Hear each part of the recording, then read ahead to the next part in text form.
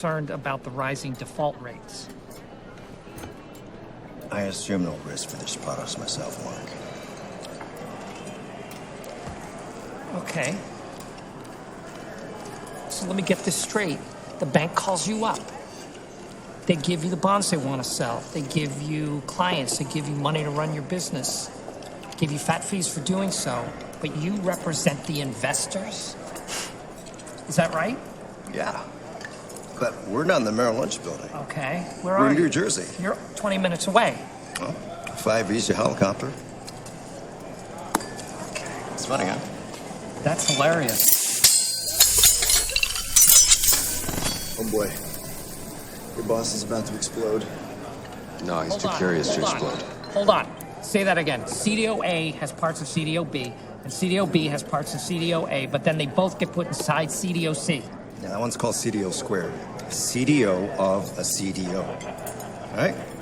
And then there's CDOs made up of the opposite side of the bet you made with your swaps. We call them synthetic CDOs. What did you say? Synthetic CDOs. Synthetic CDOs. That is fucking crazy. It's not. It's awesome. His face is starting to boil. He looks like the bad guy from Doom. All right, let's say you have a pool of 50 million in subprime loans. How much money could be out there betting on it in your synthetic CDOs and swaps right now, tonight? Let's see, 50 million. $1 billion. What? If the mortgage bonds that Michael Burry discovered were the match, How much bigger is the market for insuring mortgage bonds than actual mortgages? About 20 times. if the mortgage bonds were the match, and the CDOs were the kerosene-soaked rags, then the synthetic CDO was the atomic bomb with the drunk president holding his finger over the button. It was at that moment, in that dumb restaurant with that stupid look on his face, that Mark Baum realized the whole world economy might collapse.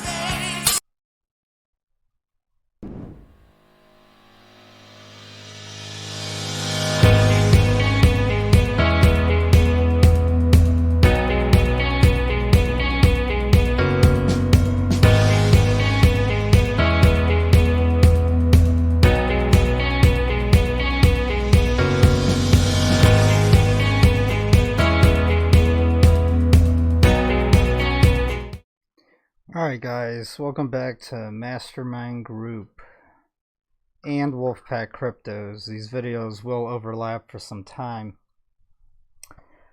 Alright, I'm going to cover the stock market before it opens in a few hours, because it could be a really big day.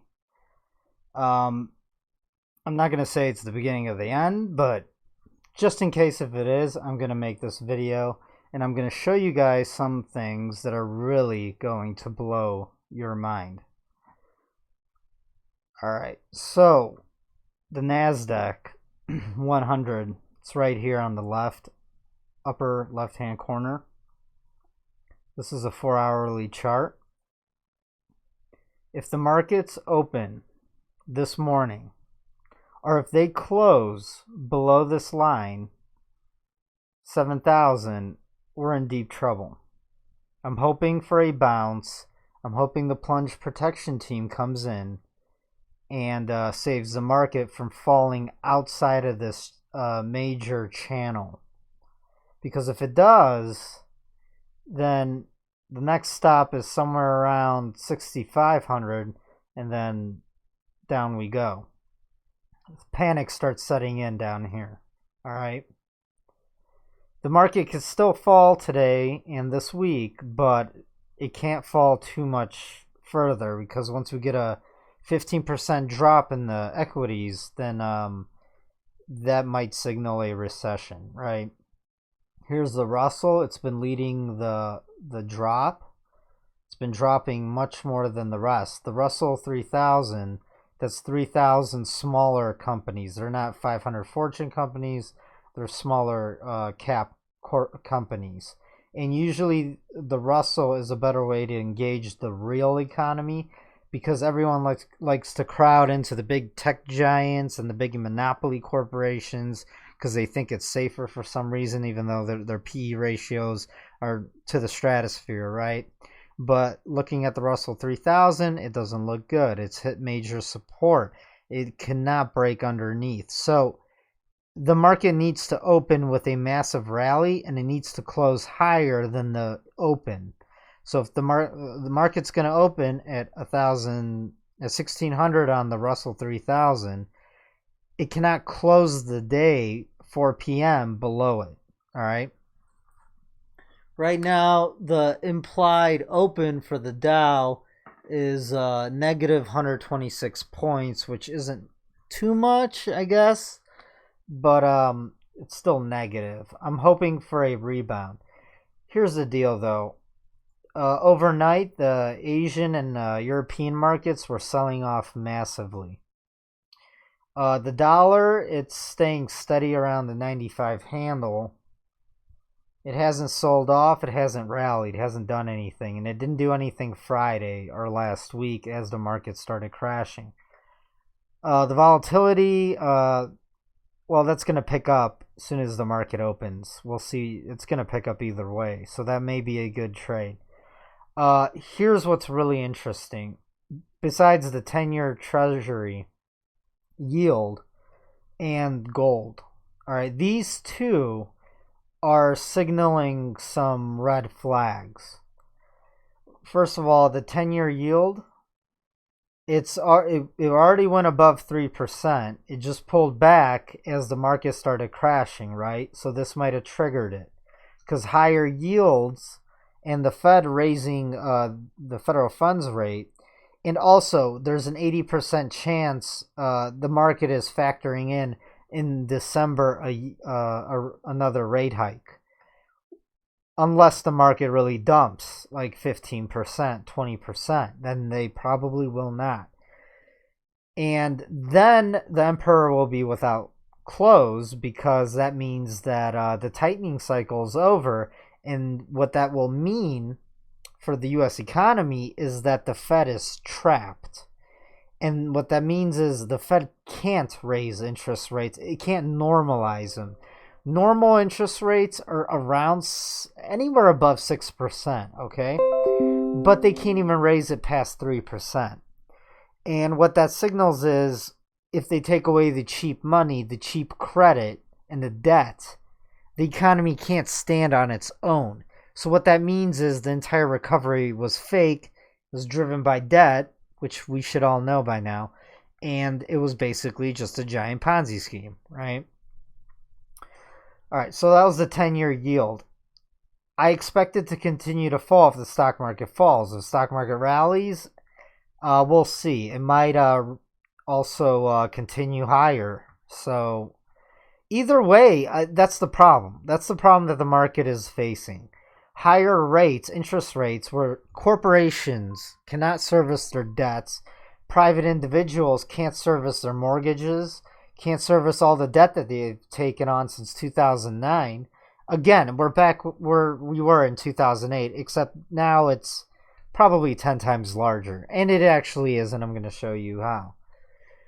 I will go into more detail about all the debt and the federal debt and whatnot and private sector debts. All right, another red flag, gold. Gold started rallying Friday, had a bull flag, and broke out overnight trading. So this is signaling, gold is signaling that it's a hedge, it's a safe haven, and there's fear and panic in the market. All right. And that is why I specialize, and I've created a a free chat room where we could share ideas and information on gold mining stocks and silver mining stocks and even commodities, oil, and whatnot.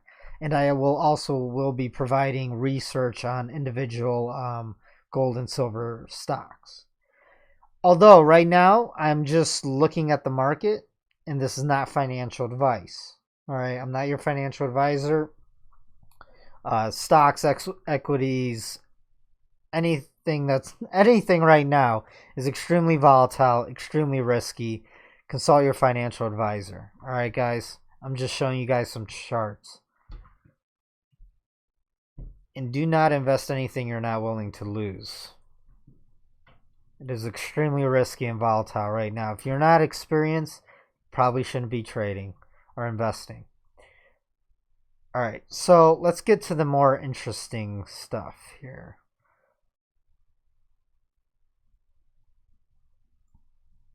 Here's the S&P. Here's my blue equilibrium line.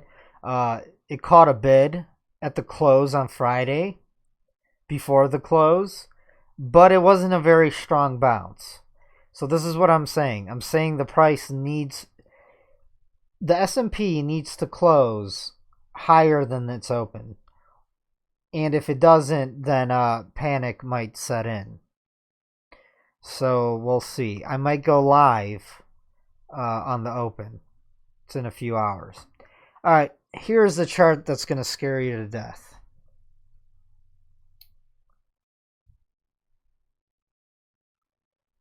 All right, the blue line, well, no, the green line, that's the GDP, gross domestic product.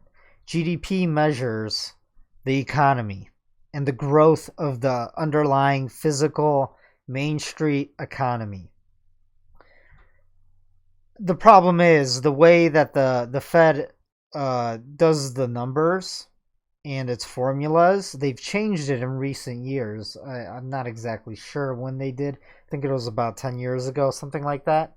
Well, in the 80s, they used to include your utility bills and all sorts of other things.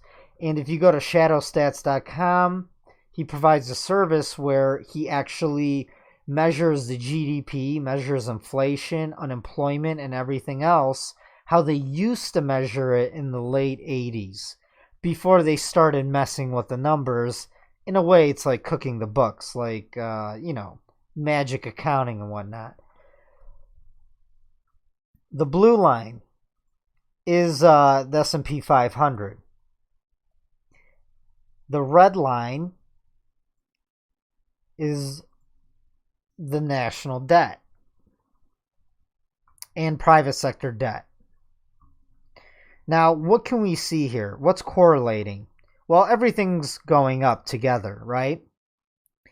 Now, the GDP, it's not exactly keeping in pace with the equity market, right?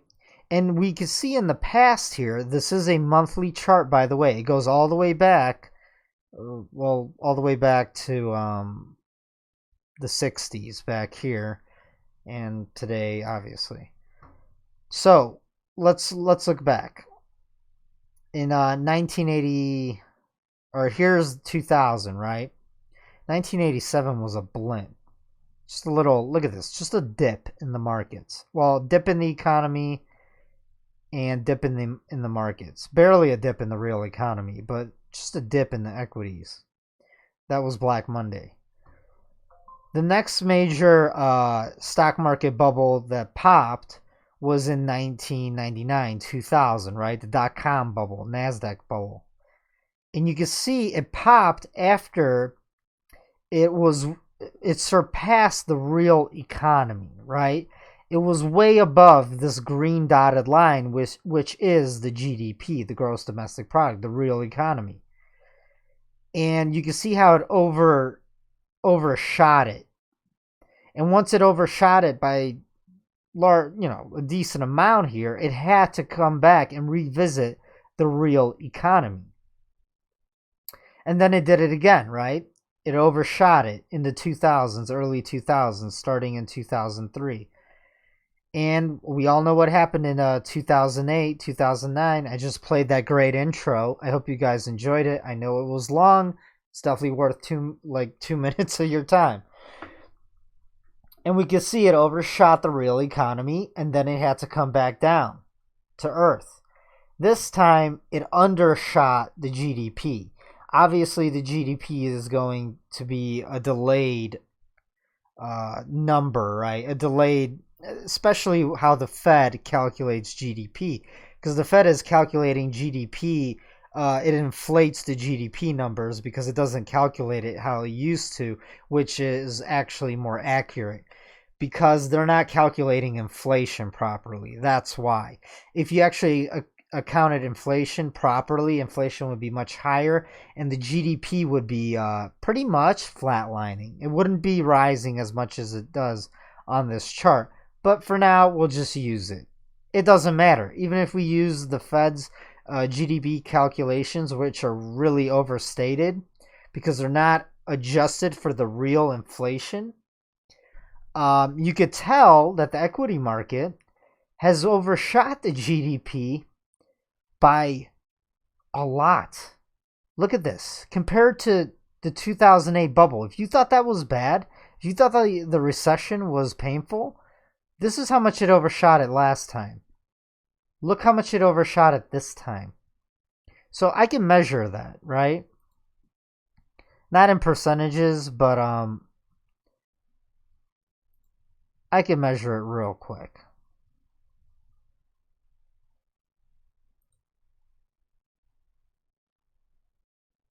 I use a price range.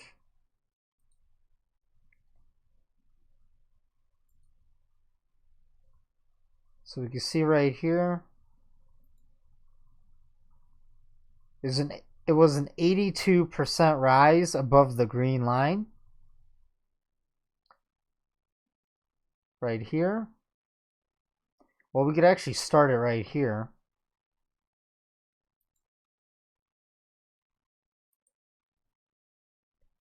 This time around, we are above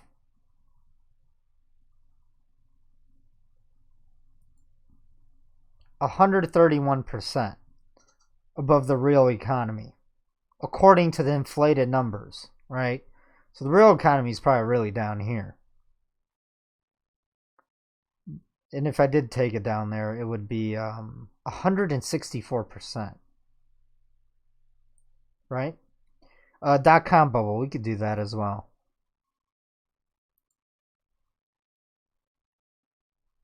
.com bubble in the 90s.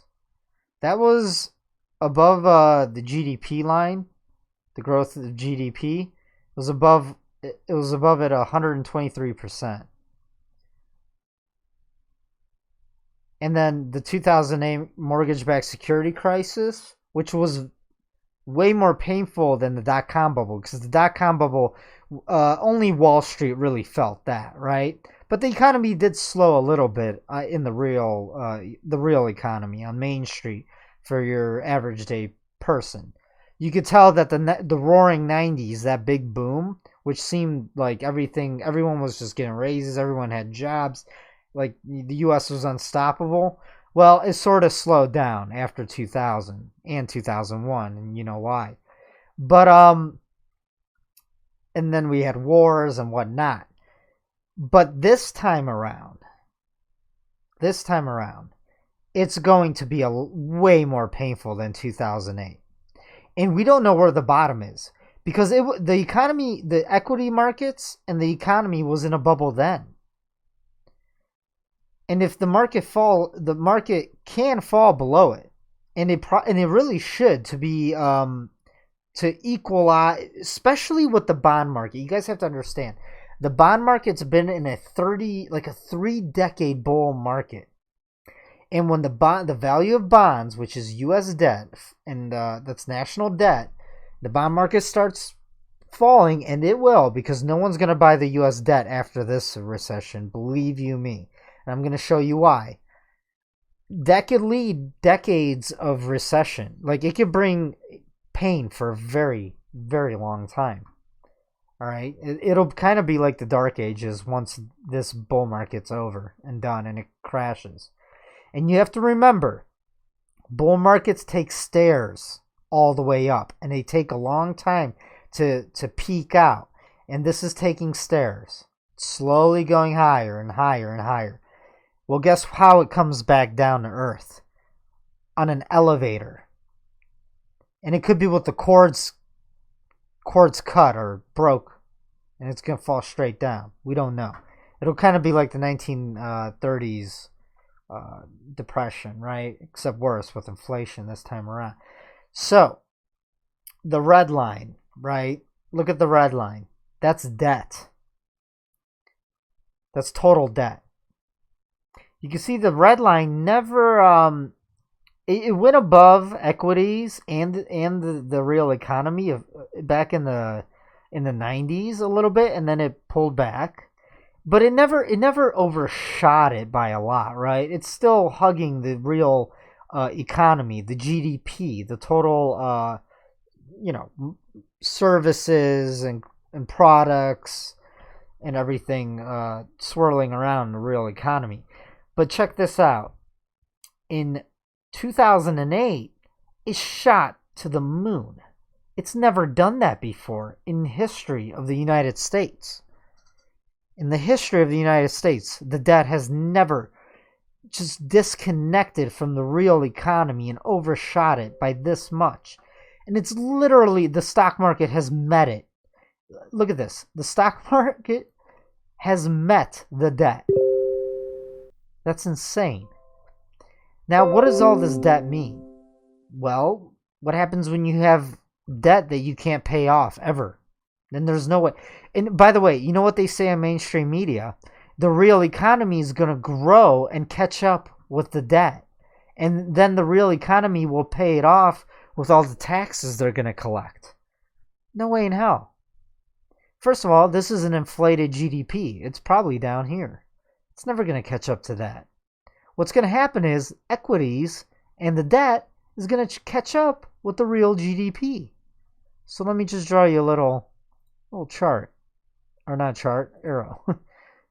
These two lines are going to meet with the real economy. And believe me, the GDP is going to fall when these start crashing. And it's probably going to be down here for some time. And what is going to happen when all that debt gets wiped out?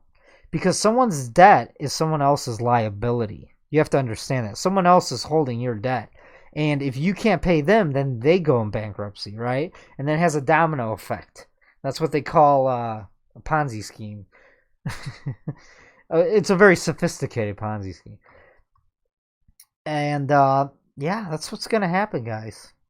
Equities could have a 50% drop within a week.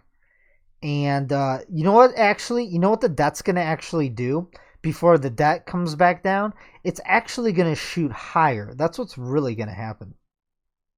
So the debt is going to go into the stratosphere just like that. You see that? The economy and equities are just going to disappear and the debt's just going to fly up. And that's when you're going to have hyperinflation, like Venezuela style. All right. So, if I haven't scared you to death just yet, let me show you something else. Some of you have seen this. And this isn't exactly accurate, but it doesn't have to be. I mean, you could have a 5% leeway up, positive or negative. It doesn't matter. That's how big the numbers are. So we've surpassed that 20 trillion, and that's just the federal debt, right? That's 65 per person, per U.S. citizen debt that the government has racked up in your name. Because you have a social security number and a passport and a citizenship. That's the branding on your rear end and the tag in your ear.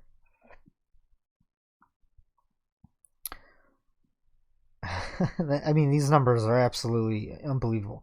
This isn't that scary. It's scary. It's never been seen before in human history. But let me show you what's really scary. U.S. unfunded liabilities, 115 trillion. So let's say the economy is really around 17 trillion GDP per year, and let's say we go into a recession. It's not going to be a recession. It's going to be a depression. This unfunded liabilities is going to double quickly. And what are unfunded liabilities? Well, those are your pensions, Social Security, Medicare, and Medicaid. Government promises they can't empty promises they made. Politicians, so politicians could stay in power, right? They don't get So they get reelected, they promise the sheep, the people, free shit. Unfortunately, society's so dumbed down, they think free things are free. Or, you could argue that the baby boomers do know that it's not free, and they sold their kids and their grandkids and their great-grandkids' futures away so they could live large. And so they have money retirement. And they probably think that they're not going to live through it. The universe, God, what have you, works in mysterious ways, or they're not gonna have retirement now. The baby boomers, they're probably, their 401k, Roth IRAs, pensions, all that. It's not gonna be there, and their millennial kids are not gonna be able to take care of them more than likely. So it's scary. It's really scary what's coming. This is scary. So all the federal employees, police, soldiers, firefighters, you name it, right? They're not gonna get the retirement. Not just that. I mean, they're probably gonna get pay cuts. So I just wanted to show you that. Credit card debt, 1 trillion. Student loan debt, 1.5 trillion. That ain't ever gonna get paid off. Credit cards aren't gonna get paid off either. Mortgage debt, Jesus, 15 trillion. Total personal debt, 19, almost 20 trillion. So private sector debt, every U.S. citizen's debt put together is about 20 trillion. Per citizen is $58,000. So you could put the government debt. It's above. Yeah, it comes to a total of 177,000 per human being in the United States. Let me throw out another statistic and fact. It's something like 40% of the population in the U.S. doesn't work. They do not contribute at all. Their kids, elderly, or unemployed. And once you've stopped looking for a job for a year, they don't even put you in the statistics. That's why Trump could go around trumpeting that the, unemployment, it's at its lowest ever. But really, it's not. You guys have to understand that statistics are the best ways to lie, especially when you start changing numbers around, right? And you've seen that done numerous times when it comes to elections. Pollings always are off. And they do that on purpose, so it's like psychological warfare. They say this person has a 80% chance of winning. More than likely, the other voters won't go vote for that other person if they think there's no chance. And we saw that. And you know what? It actually did not work this one time when we saw the 2016 election with Hillary and Trump. They said there was like a 90% chance Hillary was going to win. All right. So here's the U.S. debt clock for every nation around the world. What's even scarier than the U.S. is the rest of the world. That's what's crazy. So, public debt for the U.S. is 70%. For China, it's 21%. External debt's 14%. U.S. is 96%. It's crazy. So, I mean, these are unbelievable. China's national debt's only 2.3 trillion, but their GDP is 11 trillion. It's half of the United States is already, but look at their debt. It's so much smaller.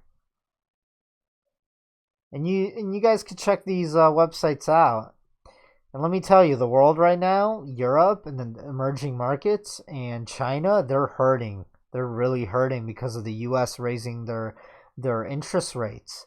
And that's because all these countries borrowed money in U.S. dollars and they can't pay the interest rate off on them. And their banks and economies are really suffering right now. So the best thing for the world is the U.S. collapsing, not the world first. Either way, the whole world's going to go together because it's intertwined with international corporations and banks and all the debt they've been lending to each other. Also, central banks for China, Japan, Germany, the rest of the world, they've had negative interest rates, and they have been printing money like crazy since 2008 as well. And another known fact, all their central banks have been buying up gold secretly.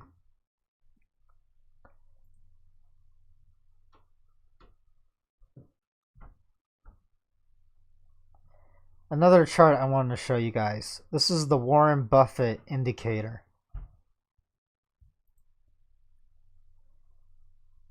And Warren Buffett, when he says that it's above 80%, that means that stocks are overvalued, this chart. So it's corporate equities liability from the Federal Reserve's quarterly balance sheet. Denominator is nominal quarterly GDP. So this is quarterly. All right.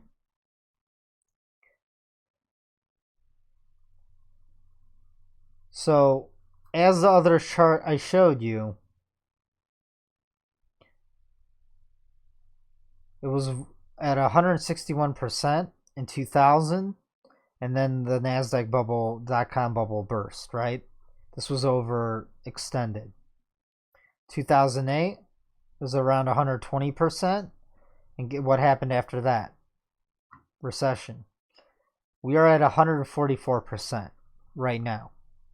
So I don't know when it's gonna happen. It might have just started, or maybe everyone will buy the dip and will go higher. I don't know. I honestly don't know right now.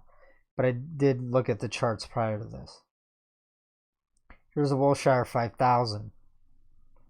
Check this out. We are at .com bubble territory, and we've never gone past it until just recently.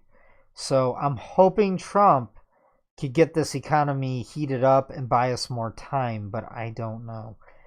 I think if the midterms are won by the conservatives, the stock market, it might save the stock market because Trump can make promises like more tax cuts and whatnot. But the tariff war, that is really starting to affect the world, and China especially, and then the retailers in the US. Sears just filed bankruptcy, by the way. All right, guys. And I'm gonna leave it at that for now. Check out my new group. I've made 2 groups. This is the elite group. I post a bunch of articles in here, videos, information you guys would like. Also, you guys could share things and anything. I have not opened up the group, but I am more than likely going to open it up after I make this video, and I will include the link to the chat room below this video in the comment section. All right, guys. Used car prices are plunging. Everyone's been leasing new cars, buying new cars. You always see that at the top of a bubble. People have been buying homes. It's not like the 2008 mortgage-backed security bubble, but the home bubble's back, 2.0. It's just not as large. And not just that, the housing market, it's really starting to pop. It's just popped in Canada, it popped in Australia. That was from capital flight coming out of China into those countries. And in the US, it's about to pop because, well, interest rates for people's mortgages are going up. They can't refi anymore. Refis are going down, and banks aren't willing to refi people, where people could refinance their homes and pull equity out of their homes so they have extra cash to spend. So people can't do that anymore. So and their credit cards are maxed out again, just like in 2008. That's what happens when you have artificially low interest rates. It forces people to take on more debt, and the economy doesn't really grow. And what happens is people just take on more debt, and then they can't pay it off, and then everything goes together.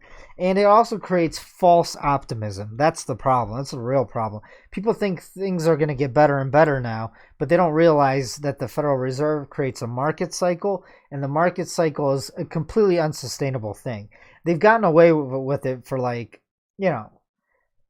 for many decades now, but every market cycle is a bigger boom and bigger bust. And that's what the Fed does with their money printing. They think they could control the market like it's a car with a gas and a brake, right? Economies don't work like that. Economies are organic in nature. They must be free free from centralization. What is centralization? It's essentially socialism and communism. We shouldn't have a central bank controlling the interest rates. Interest rates should be set by the market, which is, it's never irrational. It becomes irrational at times, but you know what? Never this irrational. And the Fed has created the ultimate bubble of irrationality the world has ever seen. And every central bank has done it all around the world. That's why I'm saying gold, silver, and cryptos. We've got violence breaking out in China. They're giant, they're enormous ghost cities. Their commercial real estate bubble. You guys have to look at these ghost cities on YouTube. It's amazing. They built a New York, a France, like 1/3 the size of the real thing. Nobody lives in them, and they're just falling apart now. It's insane. Some see parallels with 1930s, of course. Malden Economics, he's written some great books, and he's saying the tariffs are starting to really hurt the economy. I also posted a bunch of books that I've read in the past. Audible books, guys. Really worth it. $15 a month, and you could buy like a $40-$50 book off of Audible. It's your knowledge is an investment in yourself that will never leave you. All right? There's a saying, every 10% of your paycheck that you spend on educating yourself will in a couple of years double your income. So every 10% you spend will double your income every couple of years. And I'm sharing a bunch of books in here that I listen to while I drive my car or I work out. So yeah, guys, if you guys found this informative, give me a thumbs up. I'll create more videos. You could let me know what you guys think in the comments section. I know the intro was long, but I love that clip of that movie. It's the best part, in my opinion. And check us out. The links will be below this video for the free chat room where we could have a mastermind group, right? We put our brains and minds together and we lift each other up as a whole so we could survive and thrive through whatever may come, right? All right, guys, until next time.